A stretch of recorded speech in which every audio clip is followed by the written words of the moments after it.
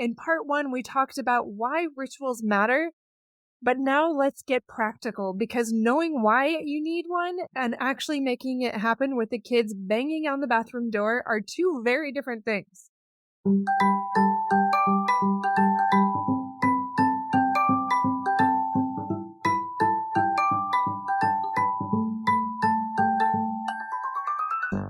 Welcome to Fulfillment Therapy. I'm Kendra Nielsen, wife, mom, and licensed therapist.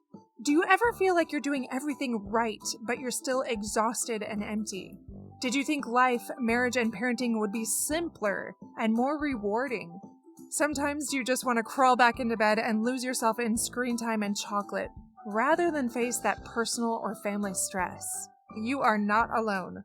This podcast helps you break free of the rat race and build a richer, more meaningful life, flourishing incrementally and realistically, improving your mental health and wellness, and living with deeper purpose beyond the mundane, no matter where you are in life's journey.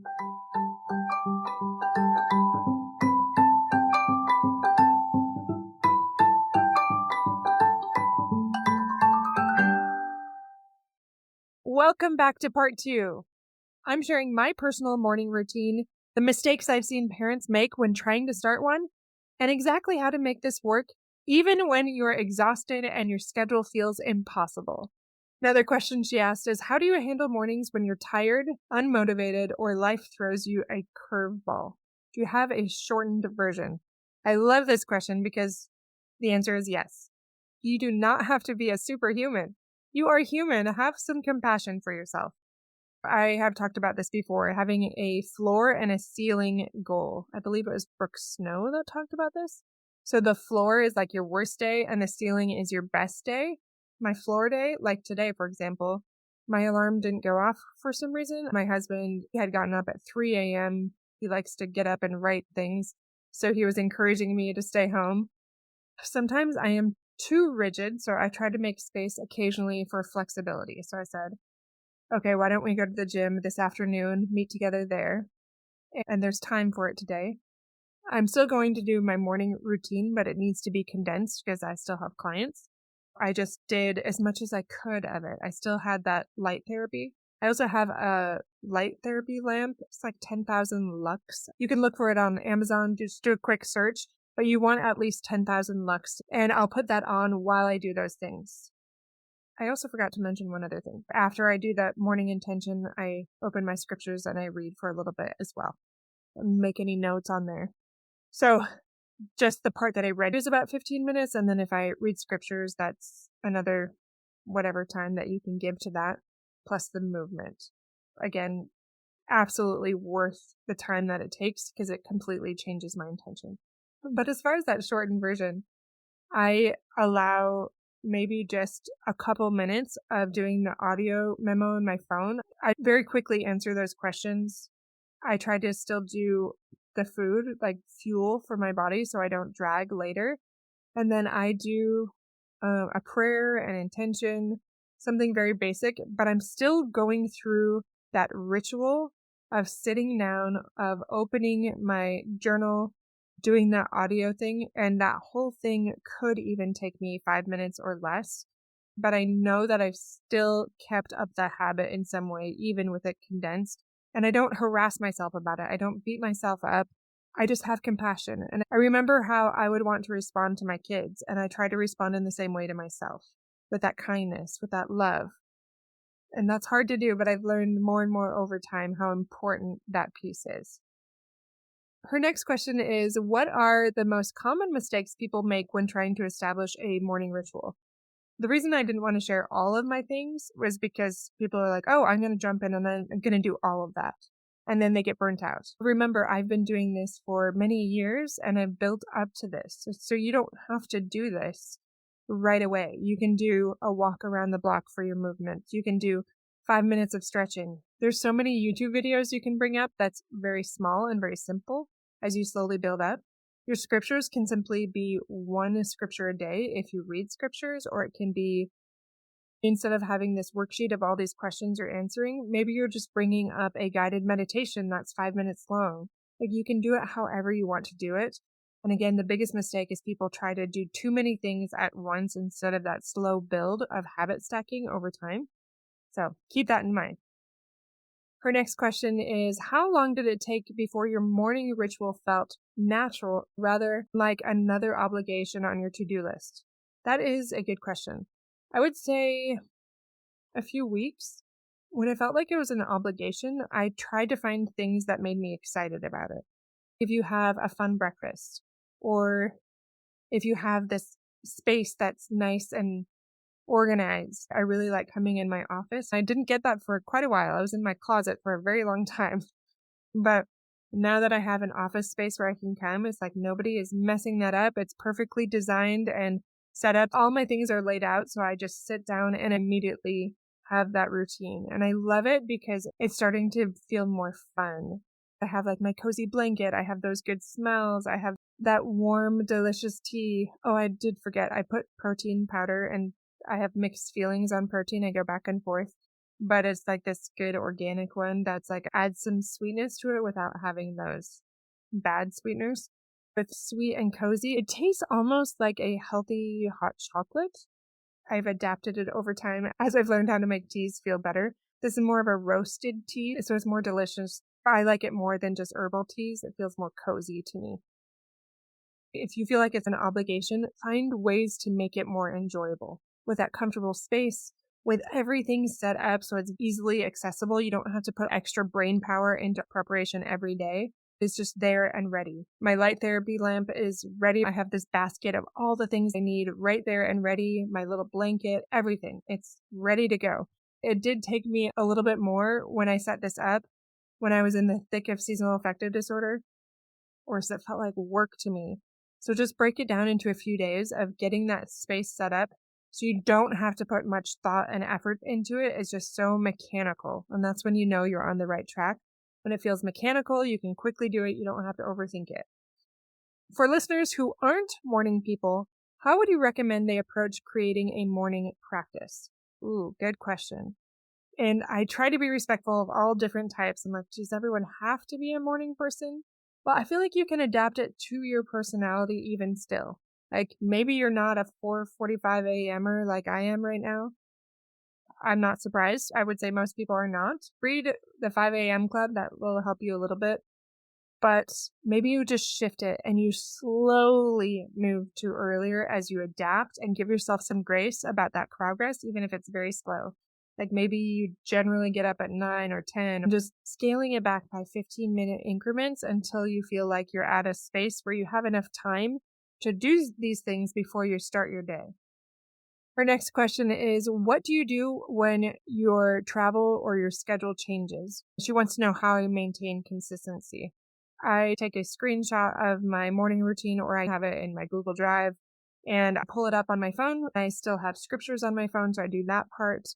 I don't worry about my light therapy or aromatherapy or my specific breakfast while I'm traveling, but I still try to maintain that routine. You can also bring your tracker with you, or maybe you have a digital one. That's fine too. I just try to get away from more digital stuff, but for travel, it is kind of nice. Remember, you don't have to 100% nail it. It's more about the consistency than hitting every single thing. When I travel, I do try to have movement. That always helps everything.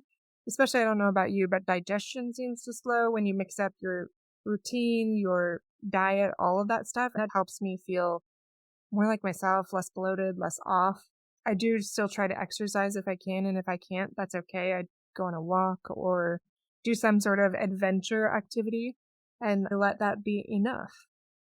Her next question was, as a therapist, have you noticed differences in your clients who have morning rituals versus those who don't? Absolutely. When they implement this, it connects them back to their why, their purpose. It gives them greater vision. It helps them realize how they can start respecting themselves and protecting their values, how they can live a more purposeful and fulfilling life, even in the chaos of raising kids. So many of my clients tell me all the reasons why they can't. And I always go back to one of my favorite quotes that says, if it's important to you, you'll find a way. If not, you'll find an excuse. And I tell myself that when I'm really struggling, I say it with compassion. Kendra, you can only control yourself. Are you going to be a victim or are you going to be an owner?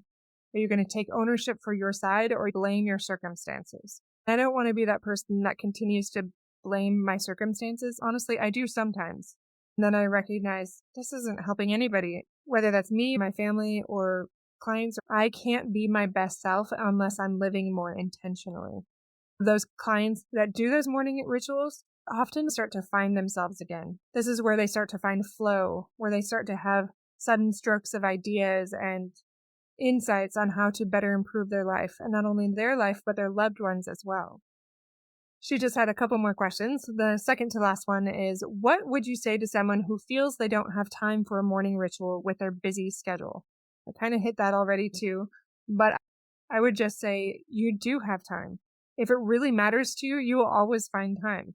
Like if I said, hey, I will give you $1,000,000 at the end of the week if you can keep a morning ritual this week, they would definitely find a way. Like we would all definitely find a way. We all have the same amount of time. And if you look at other people in your life that are hitting their goals, it's not because they're less busy. A lot of times they're even more busy, but they reprioritize. Like they're not making as much time for scrolling or watching screens. And sometimes they do that as well, but they put in what matters most first. And then those other things are put in last. So they start to shift in their priorities. And you can do the exact same thing. When I sit down with my clients, we brainstorm, and there's always something they realize they can cut out or put at a different part of the day or make smaller. And every single time they're able to do this. Now, it doesn't mean that they can get up really early. Sometimes their schedule won't allow for it. Maybe they have a newborn. Like there's things they have to account for, and have some compassion for yourself. Some of it is a stage of life thing. So be mindful of that. Her last question is there a minimum amount of time you'd recommend for a morning ritual to be effective? I generally do about 15 minutes reading my scriptures because I'm also listening to something spiritual. I like to personally try to get around 30 minutes. Sometimes that's more, sometimes that's less based on my needs. I'd say that's 30 minutes with everything. And then my movement. And I work out for an hour generally. That's 90 minutes a day if you do everything. But most people don't start off doing everything. You could have 15 minutes of movement and that whole thing would be 30 minutes. Or maybe you just do that first part and it's only 15 minutes. It does not have to be much. Generally, the people that have the best results do about an hour of this. And you can look up savers or morning routine or morning rituals and get other ideas and see what resonates with you. That's what I initially did too. And see what it is that you feel would be the most beneficial to you and in turn to your family as well. I just want to end with a few statistics and quotes that I found helpful. I really like Hal Elrod. He wrote The Miracle Morning. He said, how you wake up each day and your morning routine or lack thereof dramatically affects your levels of success in every single area of your life. Focused, productive, successful mornings generate focused, productive, successful days. I can attest to that for sure. I am the most productive. I'm the most like myself that first 8 hours of the day.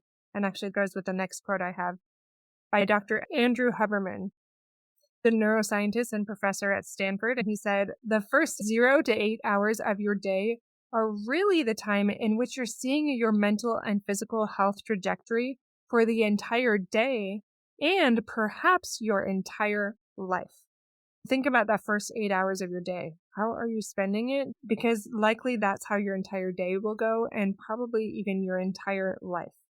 Kind of a sobering thought, right? Robin Sharma said something very simple and profound. Own your morning. Elevate your life. For the evening, I get everything ready for the following day. Take a couple more vitamins that are best to take in the evening. You might even do some research on that. I put it by my nightstand and have an alarm that reminds me to do that. We also gather devices and turn off the internet every night at 9. That's our ritual to wind down, get in bed, connect, go to sleep. Tim Ferriss is a productivity expert, and he said, if you win the morning, you win the day. I believe that. Maybe it's a slow grow, but it's still a win for sure. Now I just want to share a few statistics that will motivate you, even as we're moving closer to the summertime. Any of these things, it's still important no matter what time of year it is. Research shows that structured morning routines significantly impact mental and holistic health. Studies indicate that people with consistent morning rituals report 31% higher levels of productivity and focus throughout the day. The American Psychological Association found that people who engage in morning mindfulness practices experience a 28% reduction in anxiety and 23% improvement in overall mood regulation. Completely agree with that. I've noticed that myself. The Journal of Health Psychology found that people with established morning routines showed 40% better stress management capabilities compared to those without a structured morning. Also, if you have morning exercise, even just 10 to 15 minutes, that increases endorphin levels by up to 200% and improves cognitive function for up to 10 hours afterwards. So major benefits. And last but not least, the National Institute of Mental Health reports that consistent wake times and morning rituals help regulate circadian rhythms, which are linked to better sleep quality, reduce depression rates by about 27%, and improved overall emotional resilience. So people who practice gratitude and journaling, that's why I added that to mine, especially in the morning, show a 25% increase in positive emotions throughout the day. Maybe you're not going to notice all of these things immediately, but I promise you, I noticed too, that slow build, that consistency, and it just feels like it sneaks up on you. I don't think I've been complaining as much or been as short with my kids. I think I've been a little bit more present and looked people more in the eye. Like, it's just crazy how that intention can really shift, but it's the slow, steady growth that you don't even completely notice until you look back over weeks and months and you see it's completely changed how I live. All right, my friends, I hope this was beneficial to you today. Like I said, I know we're coming into the warmer months. Maybe you're not thinking about this as much. Maybe you've had more movement, but maybe you don't feel so sluggish. I know my clients are often a reflection of society. They come in and they're tired of just surviving, going through the motions and doing what people around them do, which is not really live intentionally, just living, just surviving, just existing. And they want more than that. And often what brings them in is because they see it impacting others. It's one thing when it just impacts us, but when it starts to impact how we treat our loved ones, our friends, our coworkers, that's when we start to realize, okay, this isn't working. I need something more. And I believe this can be that thing that helps you launch into a life of more purpose and fulfillment. If you would like any additional guide or help on how to do this, please reach out to us at hello@fulfillmenttherapy.org, or you can go to the show notes, and all of these things are in the show notes and on our blog where we really break it down. So check that out on fulfillmenttherapy.org. Thanks for listening and watching. If you're watching on YouTube or listening on any platform, I'm glad you joined me for both parts of this conversation, and I truly believe that it could be transformative for you and your family. If you're craving more support and community as you build a more fulfilling life, come find us on Instagram at Fulfillment Therapy, where we share daily encouragement and real talk about balancing it all. Or you'd like a free coaching call that will turn into a podcast episode? Send us an email at hello@fulfillmenttherapy.org. We'd love to hear from you. We'll see you back here every Monday with new episodes. Until then.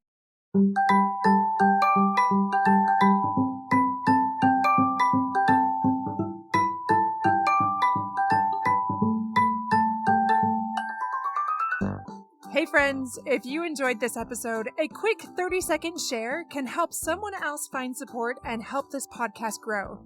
Leaving a review on Apple Podcasts boosts visibility and keeps the show alive. Your simple acts make a big difference. I'll see you back here each week for more life-changing episodes.